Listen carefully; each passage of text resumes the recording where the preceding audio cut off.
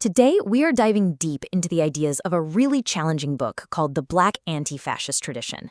It basically asks us to take everything we think we know about fascism, one of the most destructive ideologies of the 20th century, and look at it through a completely different lens. It all kind of kicks off with this one simple but really powerful line from the poet Langston Hughes: "Fascists is Jim Crow people's honey." Now, if you're not familiar, Jim Crow was the whole system of laws that enforced racial segregation in the American South. So, what on earth did Hughes mean by that? How could you possibly connect that system to fascist regimes in Europe? That's the puzzle this book tries to solve. And that's the journey we're going on right now. So to really get it, we're going to follow the book's argument step by step. First, we'll look at how it completely redefines fascism. Then we'll explore this really provocative claim that American race laws were actually an inspiration for European fascists. We'll see how that led to a global black response and then the double victory campaign during World War II. After the war, the struggle shifted to the courts with the charge of genocide against the U.S. And finally, we'll trace this whole tradition's legacy right up into today's abolitionist movements. Okay, so let's start at the very beginning. What if our standard picture of fascism, something that just exploded in Italy and Germany in the 1930s, is actually missing a huge piece of the story? The book argues that fascism isn't some historical freak accident. Instead, it calls it a modern social discipline. And that phrasing is really, really key. It's suggesting that fascism is more like a tool, a recurring tool that powerful people can use to hold on to their power, especially in a crisis. And how do they do it? By creating and then attacking so-called internal enemies. Minorities, immigrants, political opponents, you name it. So if fascism is this recurring tool, where did the playbook come from? Well, the book's core argument is that the techniques of European fascism were actually developed and perfected way earlier, in systems just like these. The idea here is that things like slavery, colonialism, and Jim Crow, they weren't just oppressive. They were like laboratories for figuring out the best techniques for racial hierarchy, for state control, and for dehumanizing people. All things that would later become the hallmarks of fascism in Europe. And that leads us to the book's next major claim. It argues this wasn't just a case of similar ideas popping up in different places. No, it argues there was a direct line of inspiration running from the United States straight to Nazi Germany. This slide really lays out the book's point. On the left, you've got the basic structure of Jim Crow America. On the right, Nazi Germany. The authors show evidence that the Nazis were actually studying American race laws. They were looking at things like the Dred Scott decision, which denied citizenship to black people. They saw all the laws that banned interracial marriage, and they looked closely at concepts like the one-drop rule, the idea that just one black ancestor made you black, as a kind of model for how to define who was in and who was out. And according to the book, this wasn't some hidden admiration. The authors point to quotes just like this one from Hitler's unpublished second book as direct proof. He's literally praising America's racially restrictive immigration laws from the 1920s. So the point being made is that Nazi leaders didn't just know about American systems, they saw them as a successful model for how to use the law to engineer a racially pure society. The research in the book argues this went way beyond just segregation. It says European fascists studied American pseudoscience, all those discredited theories trying to link race and crime. They looked at how the U.S. used legal status to control people, like Native Americans on reservations. They paid attention to forced sterilization programs. And they saw a model in how internment camps and reservations were used for indigenous people, a technique Germany would later use with absolutely devastating results in Europe. Now, if the book is right that the roots of fascism were global and borrowed from American racism, well, then it makes sense that the black community's resistance to it was also global, right from the very start. The book argues that black activists didn't see fascism as some new threat from another continent. To them, it looked a lot like a familiar enemy, just wearing a new uniform. And you can see on this timeline just how quickly that international response kicked into gear. As early as 1933, the Nazis are shutting down a black anti-colonial journal in Germany. Then in 1935, when Mussolini invades Ethiopia, which was this huge symbol of black independence, it sets off protests all across the African diaspora.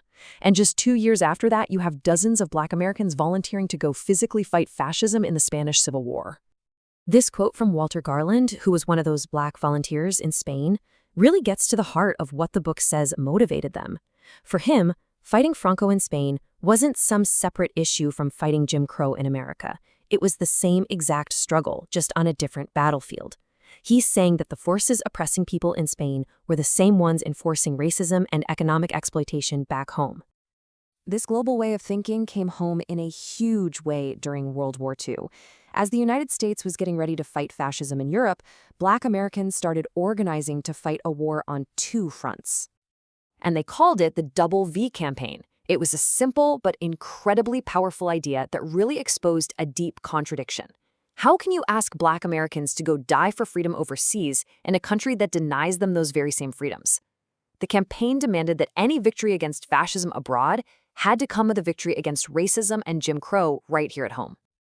And that was not an abstract fear at all. The book points to the sentiment that Langston Hughes wrote about. For a lot of Black soldiers, getting sent to a training camp in the Jim Crow South was just as terrifying as getting shipped to a battlefield in Europe. They were facing the constant threat of violence and even lynching from the very society they were being asked to defend. Artists and writers were absolutely central to spreading this double V idea. In poems like this one, Langston Hughes just slices right through all the official war propaganda.